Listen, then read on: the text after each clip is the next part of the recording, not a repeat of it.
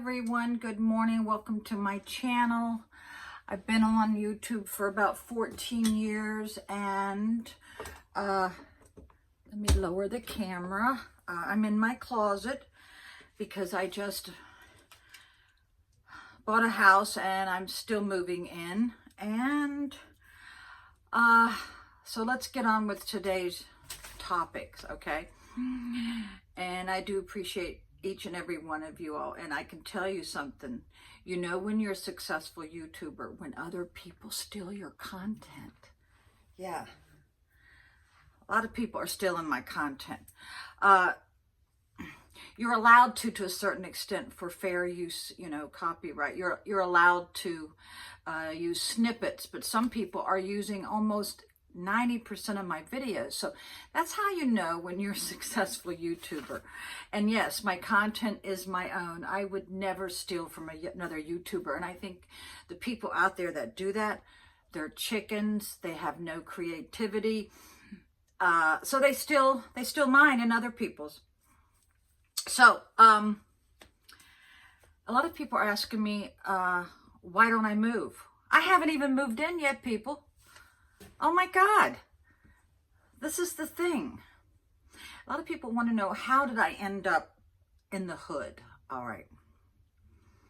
Back in 2007, I had it with my husband of 40 years. I was probably the saddest person in the whole world. That's how I felt. I woke up crying. I went to bed crying. I would write in my diary just how unhappy I was. And I gave it all up. A lot of people say, well, you were married for 40 years. You should be drowning in money. No, I wanted out of the marriage so bad that, well, number one, I didn't have money for an attorney because he had all the checkbooks to the business, the bank accounts, which was my business. It was my business for over 25 or 30 years. And after I guess after 30 years, I made him half partner on the LLC. So yeah, I wanted out that bad. I was miserable. Also, I know if I had stayed in the marriage, I would have been dead. Okay, now how many of y'all are going to choose luxury swimming pools, fancy cars, vacations over your life? Are you all stupid?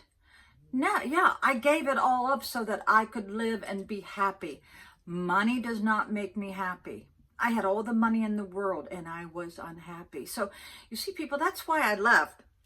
I would sleep with my keys under my pillow and my phone. That's how scared I was. I lived in a constant state of fear. I say, well, why doesn't women leave an abusive relationship? Well, I made up my mind and I did. I was not going to stay one more minute. So of course I didn't have money for an attorney. The little bit I had, I went through it in 3 months, $9,000. Okay. So yeah, I left and I had 7 court cases in about 7 years, and I just gave up. I couldn't deal with it anymore. The stress of going to court was messing up my mental state. So that's why I'm here now. The other reason is I tried to buy 5 other homes, but I hadn't sold my other home yet. So they wanted no contingencies, full cash, over offers. They wanted more money than what they were offering. It was a battle of a lifetime. I have never seen the real estate market that crazy. Okay, so I did try to buy other places. Okay, so after living on the run, like couch surfing for 7 months, I couldn't even get a real estate agent on the phone. It was that bad. So when I finally got one on the phone and she showed me the house that I'm in, it clicked with me and I just wanted to sleep in my own bed, people. So there you go. I could have gotten a lot more money in my divorce, but I just assumed that I would be dead soon. I didn't think I was going to live this long. I had a lot of medical issues, which most of them have been addressed by now. I didn't think I was going to live this long. That was the number one thing. The second thing I made a mistake on is I thought I would be married by now. But I realized once I've been by myself for 14 years, I relish my independence, okay? I relish my independence. So those were factors into. Now, if I had to do all over again, I would have fought him more in court, but I just had it. You know, there comes a time where do you make yourself crazy, or do you just get out? You just let go. So there you go. Now,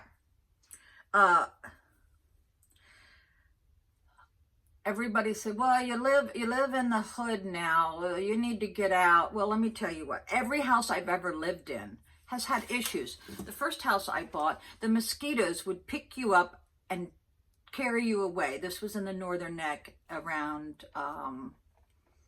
let's see, I forgot the name of the neighborhood, but it was pretty cool. It was known for soft shell crabs. Now, so I lived on the water, and like I said, the mosquitoes were horrible. So then when I moved to Florida, it was hot. It was hot.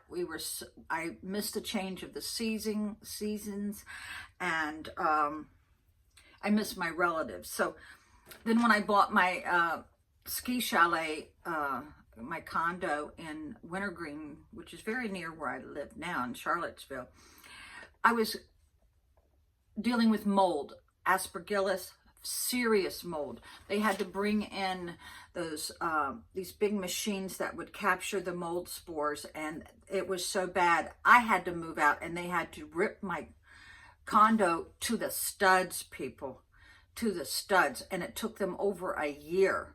And in the meantime, I still had to pay the HOA and the taxes, and I, lost out of having that. So that was an issue there, which was a serious issue.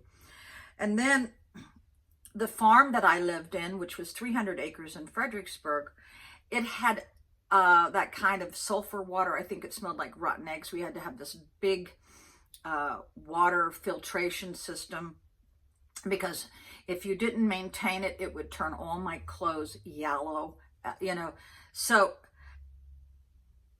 every house I've ever lived in has had issues, just like every house, Then when I lived on this 200-acre broccoli farm in Westmoreland, next to the Westmoreland State Park, I had been robbed twice in 7 days. And this was in a nice, affluent neighborhood.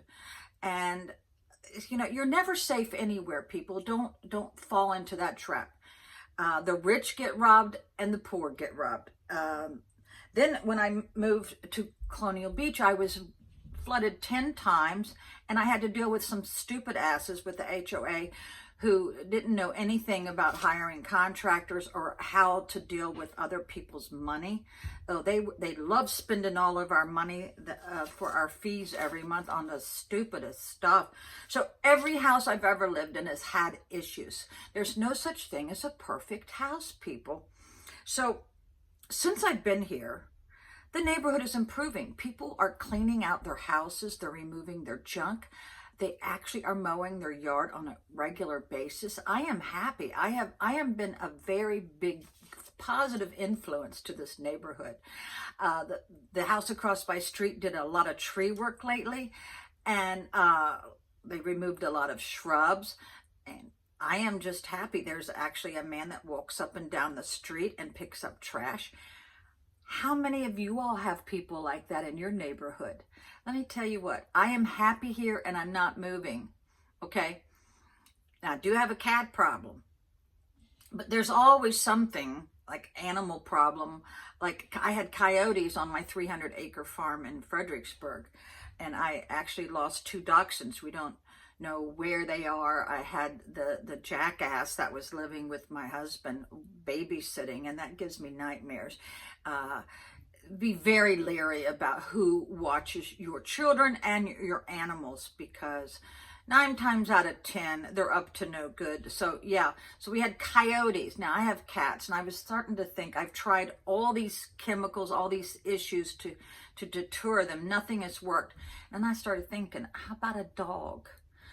Well, somebody says, well, you travel a lot. Well, I won't be traveling so much anymore. I think the airports are in a state of chaos. Every time I have traveled lately, there was an issue with the COVID, and then there was a lot of planes are being canceled. That was a nightmare for me. So I just don't think I'm going to be traveling anymore until a lot of these issues are rectified.